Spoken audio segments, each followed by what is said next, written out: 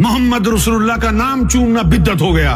या रसूलुल्लाह मेरी मदद फरमाएं, ये कहना बिद्दत और शिर्क हो गया।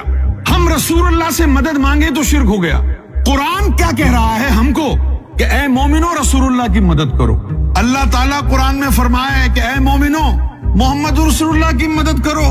और जब हम पर आफत आए और हम ये कहना चाहें या रसूलुल्लाह हमारी मदद करो, तो कहते हैं मोहम्मद किसी की मदद नहीं कर सकते, अल्लाह से मांगो। तो सवाल ये है कि कुरान में अल्लाह ने क्यों कहा ए मोमिनो मोहम्मद की मदद करो? क्या तू नहीं कर सकता इनकी मदद?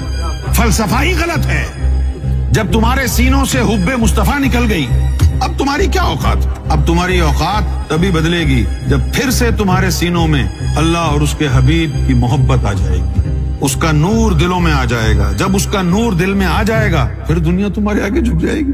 क्यों दुनिया नूर के आगे झुकती है, तेरे आगे नहीं झुकती है।